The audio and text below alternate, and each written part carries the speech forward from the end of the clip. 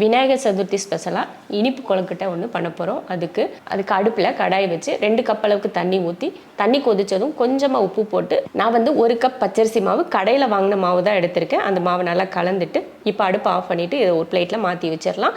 1 cup தேங்காய் துருவல், 1/4 cup அளவுக்கு நாட்டு சக்கரை சேர்க்குறேன். நீங்கள் வெள்ளை சேர்க்கறதுனாலும் சேர்த்துக்கலாம், அது உங்கள் விருப்பம்.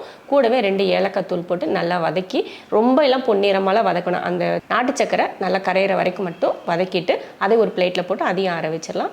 இப்போ மாவு பார்த்தீங்கன்னா நல்லா கை பொறுக்கிற சூடு வந்ததுமே நான் வந்து 3 டிசைனில் கொழுக்கட்டை ஒன்றும் பண்ண போகிறேன். இந்த மாதிரி சமோசா டிசைனில் ஒரு கொழுக்கட்டையும், அதுக்கப்புறமா நம்ம மோதகம் செய்வோம் பார்த்தீங்களா, அதில் ஒரு கொழுக்கட்டை, அப்புறம் கையில் வந்து நார்மலாக உருண்டை பண்ணி ஒரு கொழுக்கட்டை. இந்த மாதிரி 3 விதமாக நான் செஞ்சுருக்கேன். உங்களுக்கு எந்த டிசைன் பிடிச்சிருக்கோ ஒன்று மட்டும் கூட செய்யலாம், இல்லை விதவிதமாக உங்களுக்கு என்னென்ன டிசைன் பிடிக்குதோ அந்த மாதிரியெல்லாம் நீங்கள் பண்ணலாம்.